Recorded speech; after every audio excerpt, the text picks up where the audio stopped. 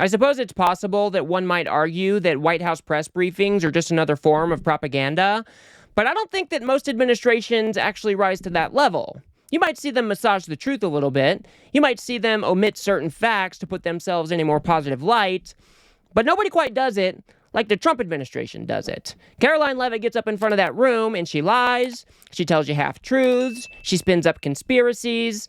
And the worst part about it all is that we are mostly never learning anything new. I mean, it is very, very seldom that we actually get a new piece of information that would help us understand what is going on in our government. So let's go ahead and take a look at the latest exercise in propaganda. We'll go ahead and start off with this clip where she's asked about why did the administration send out a letter to remind people of the tariff deadline. If you guys do appreciate my work, please do remember to subscribe.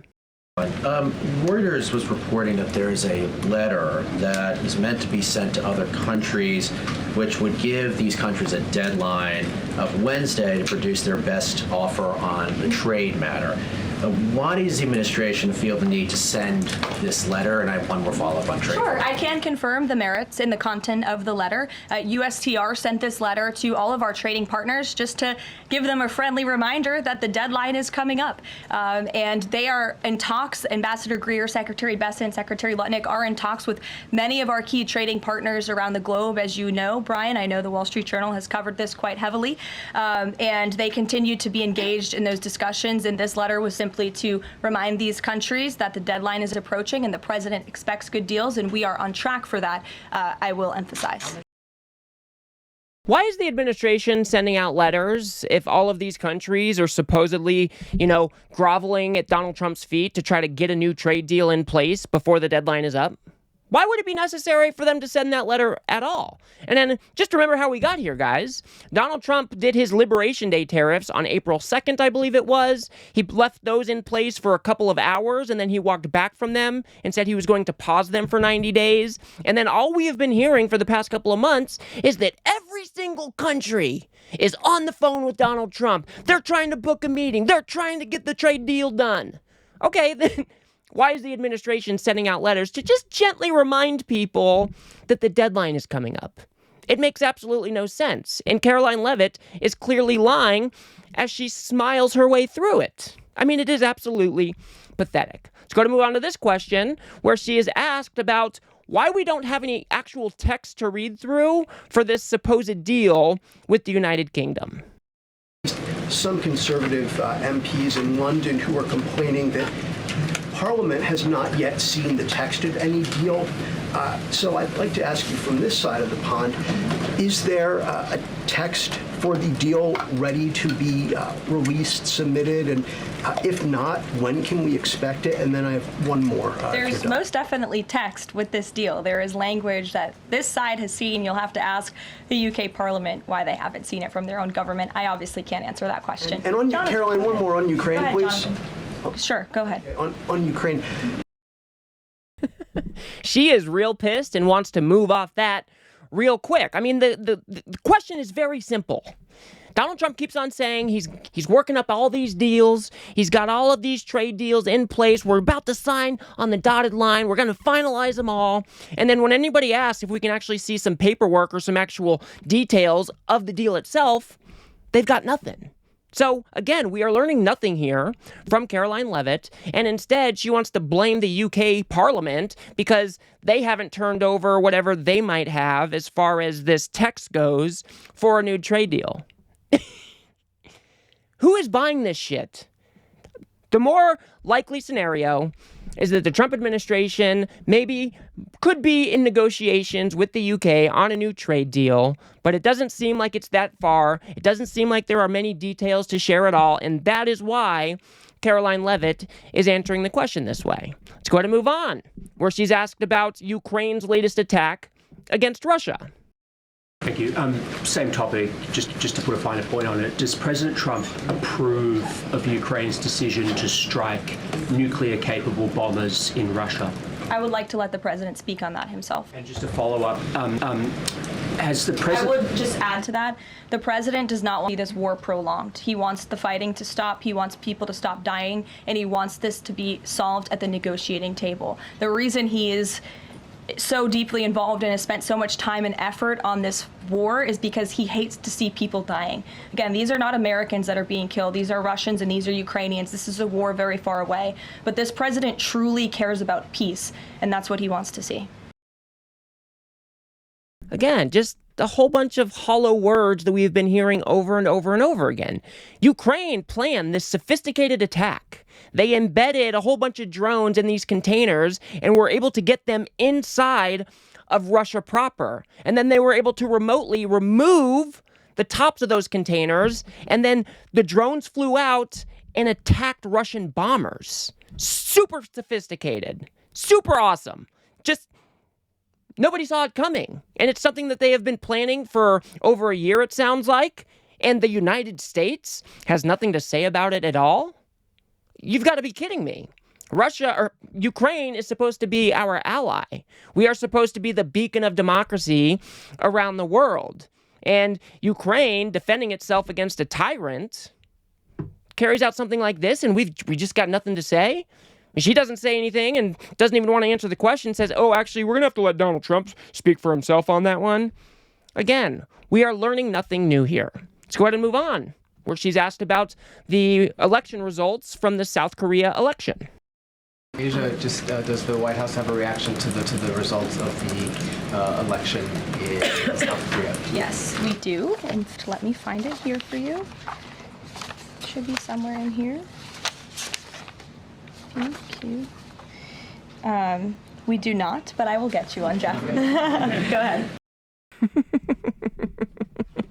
Now, obviously, I just put that one in there to have a little bit of a laugh. We got to find some levity among all of the disastrous things that are going on in our country right now under this administration.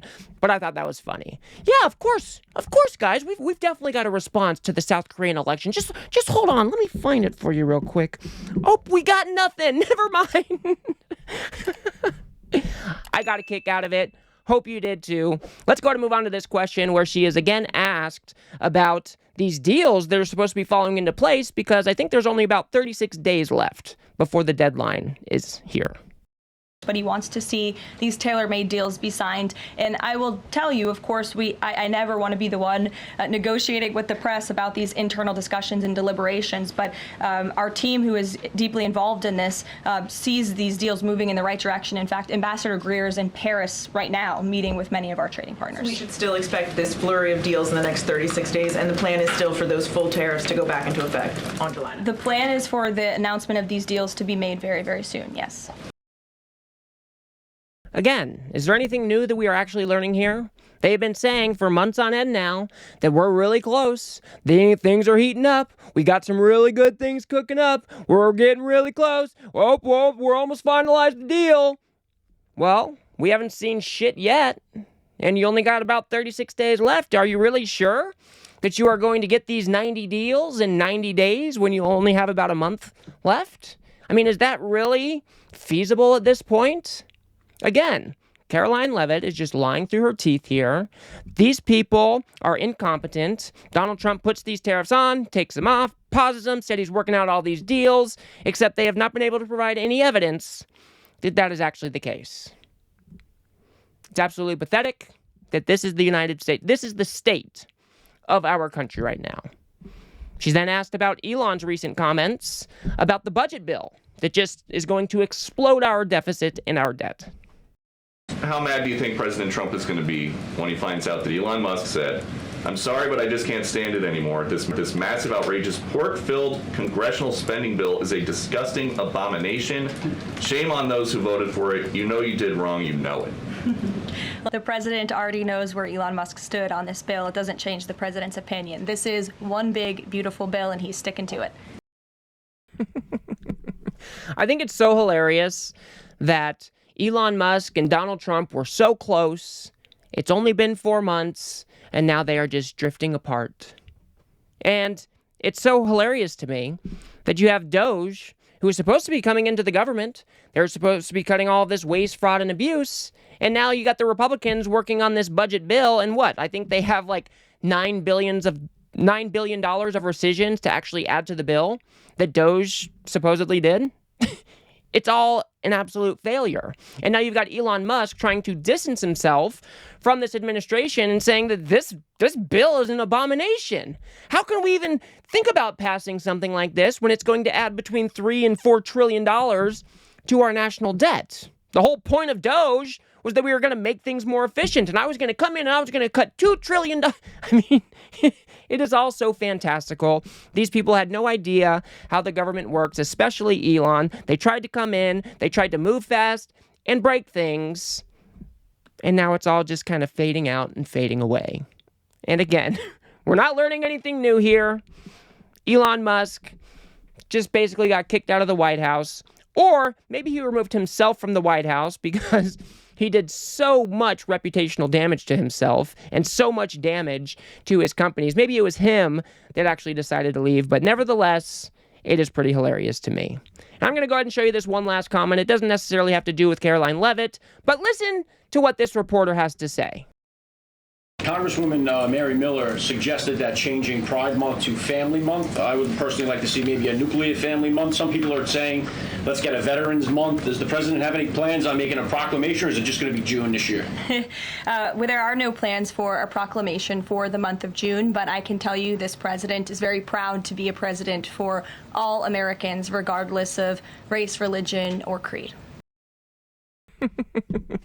Yeah, Donald Trump, the great unifier in chief, not the most divisive president that this country's ever seen. Not the kind of guy who on Memorial Day goes on the attack against his scum political opponents. Yeah, that's the guy who's working for all Americans, who, regardless of race, regardless of religion, regardless of creed. I mean, are you absolutely kidding me? Donald Trump literally said when he was on Capitol Hill fighting for this budget bill that he didn't want to do anything that was going to help Democratic states because he didn't want to give them a win, and that we should focus on helping Republicans because those are actually the people who are going to make America great again. That is what our president said. And now you've got his press secretary coming out and saying, yeah, he's the unifier. He's working for all Americans, and it's absolutely pathetic. But what I wanted to focus on was what that reporter said there. Okay, it's Pride Month, and we maybe should turn it into Nuclear Family Month. And what about, can we have a Veterans Month? This is how you know these people are unserious. Did you know that May is an entire month devoted to the military? Does this reporter even know that? Or is he just trying to whine about something? Is he trying to get himself in the headlines because he wants to be against another marginalized community? These people are unserious people. This whole MAGA movement is built on a whole bunch of hate, a whole bunch of bigotry, and a whole bunch of just attention-seeking nonsense that is destroying our country. It is absolutely disgusting. And now it is in the White House, the White House press briefing, because the Trump administration decided that they wanted to be able to have more control over who they allow into this room. So again, guys, another exercise in propaganda. We didn't learn a whole lot of new things, if anything at all. Maybe we learned that they do indeed validate that they sent out a letter to remind people of the deadline. But other than that, it's just a whole bunch of hollow words. Donald Trump is here for peace. He wants to stop the war. And it's all of this other nonsense that we've heard 1,000 times over. And Karoline Leavitt smiles right at you as she's lying through her teeth in this latest exercise of blatant propaganda. So I'll leave it there for now, guys. If you guys got anything out of this video, please do remember to smash that like button and subscribe. Maybe share with a friend or two. I'd very much appreciate that. We are trying to build something here on the left that adequately pushes back against the right-wing media ecosystem that will just launder this type of propaganda nonsense day in and day out.